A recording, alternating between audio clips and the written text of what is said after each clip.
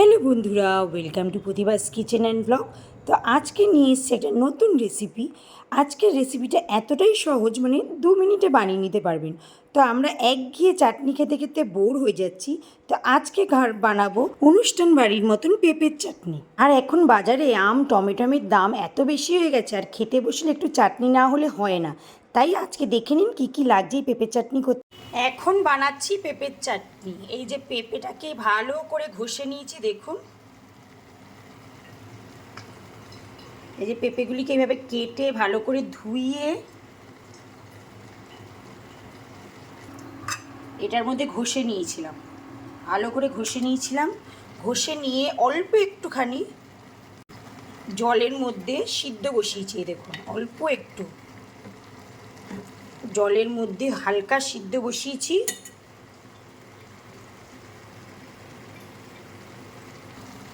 জলের মধ্যে হালকা সিদ্ধ বসিয়েছি, হালকা ভেপে উঠবে, তারপরে এটাকে তুলে নেব।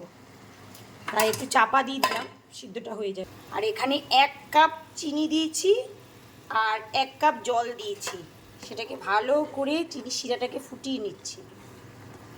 চিনিটাকে ভালো করে ফুটানোর পর তারপরে পেঁপেটা এর মধ্যে দিয়ে দেবো। আপনারা চাইলে পেঁপেটা আমি ঘষে নিয়েছি, স্লাইস করেও কেটে নিতে পারেন।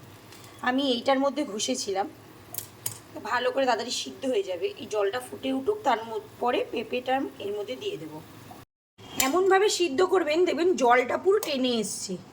দেখুন, জলটা পুরো টেনে এসছে, এই সমেত আমি দিয়ে দেবো। আর আপনারা স্লাইস কাটলে তাহলে জলটা ফুটিয়ে তুলে নেবেন, যাতে পেঁপেটা খুব বেশি সিদ্ধ না হয়, যে হাতে টিপলে পেঁপেটা একটু শক্ত থাকে। তারপরে চিনি শিরার মধ্যে দেওয়া হবে।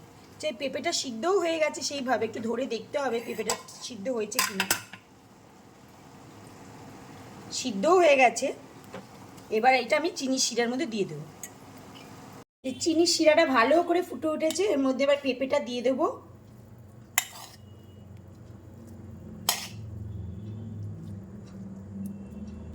পুরো মাখা মাখা হয়ে যাবে চিনি শিরা সমেত পেঁপে।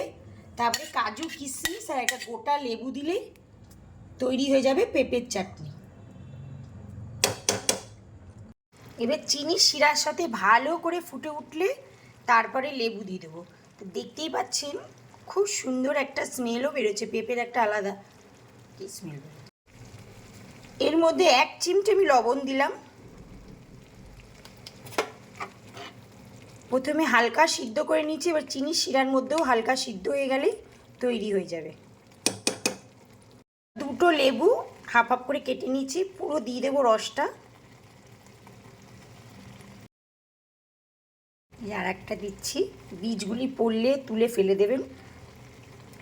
লেবুতে এই লেবুগুলিতে রস মানে আরও হাফ দিতে হবে, রস অনুযায়ী দেবেন এবং টেস্ট করে দেখবেন টক আছে কি না, তাহলেই বুঝবেন।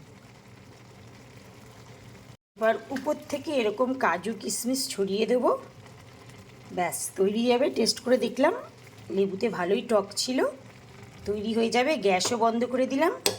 তৈরি হয়ে গেছে এই যে পেঁপের চাটনি। খুব সহজ এবং খুব ইজিলি আপনারা বাড়িতে বানিয়ে নিতে পারবেন এই পেঁপের চাটনি। মানে অনেক সময় আম টমেটো, এখন টমেটোরও দাম হয়ে গেছে, আমও পাওয়া যায় না সেই বুঝে, তখন একঘেয়ে কী চাটনি খাবেন, তখন এই পেঁপের চাটনিটা বানিয়ে খেয়ে দেখবেন, সত্যি অসাধারণ লাগে। মানে অনুষ্ঠান বাড়িতে আমরা খেয়ে থাকি, বাড়িতে বানাই না, এই প্রসেসে বাড়িতে বানিয়ে খেয়ে দেবেন। খুব সহজ এবং কম খরচা, এবং চিনিও খুব কম লাগে এই পেঁপের চাটনি করতে। তাহলে ভিডিওটা ভালো লাগলে অবশ্যই আমার চ্যানেলকে লাইক শেয়ার এবং সাবস্ক্রাইব করবেন, আমার পাশে এভাবে থাকবেন। আর কেমন ধরনের ভিডিও আপনাদের পছন্দ সেটাও বলবেন। আর আপনারা কোথা থেকে ভিডিওটা দেখছেন আপনাদের ধন্যবাদ জানাতে হবে, তো তাই আপনারাও সেটা কমেন্ট করে জানাবেন। ভালো থাকবেন, সুস্থ থাকবেন, সবাইকে ভালো রাখবেন। নমস্কার।